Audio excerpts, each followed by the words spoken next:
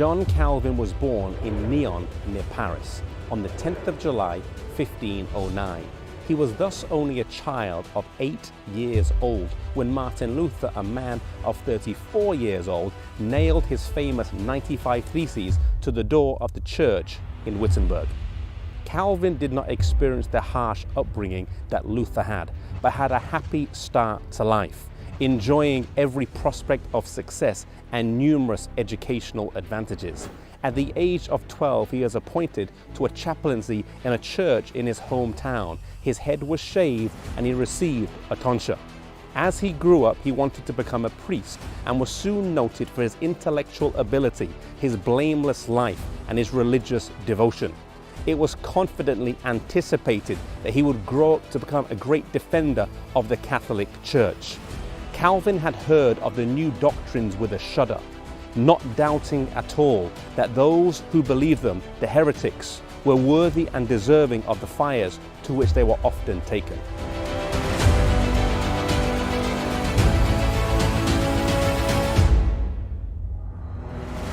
At the age of 14, a plague hit the town where Calvin was living, and so he moved from his town here to Paris and studied at the University of Paris. An interesting coincidence took place whereby one of his fellow pupils was a boy by the name of Ignatius Loyola. Ignatius Loyola would grow up to found the Jesuits, a movement very, very different from the one that Calvin would lead later in his life. Two pupils, both outstanding, but who would both have a vastly different impact on the world. Calvin later on left studying for the priesthood and went to study law after his father's footsteps and after his wishes as well. He completed his doctorate in law at the University of Orleans, but after the death of his father, he would reevaluate his course and direction in life. Calvin's cousin had joined with the Reformers, and whilst in public when speaking with him, Calvin would strongly defend the positions of the church and reject new teachings. When he was alone, he would ponder the words. Conviction of sin gripped him. He saw himself without an intercessor. Confession and penance were resorted to in vain, but none could bring about peace. One day he decided to visit a public square and he witnessed the burning of a martyr. He was filled with wonder at the expression of peace that was on his face, and he contrasted this with his own feelings of emptiness, doubt, and darkness.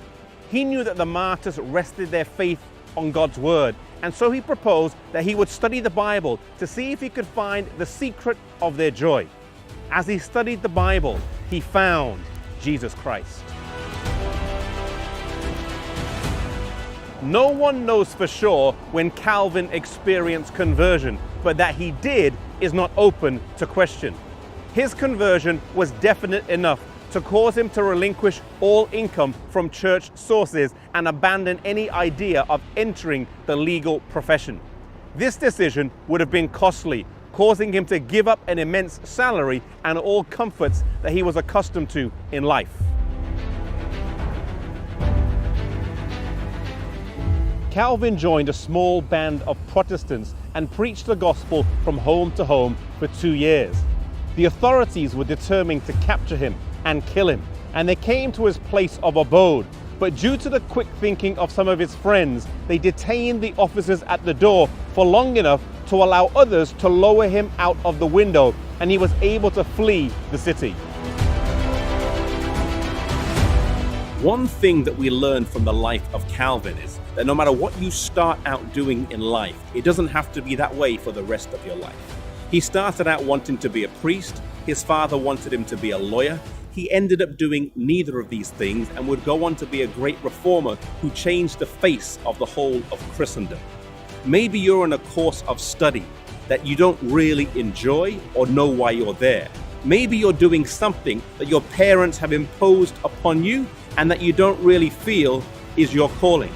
And God may be calling you to something different. And I want to appeal to you that if that is the case, then follow the leading of the Lord. You may have to change your course of study. You may have to change your occupation. But when you do that, that's when true satisfaction, purpose, and meaning comes in our lives.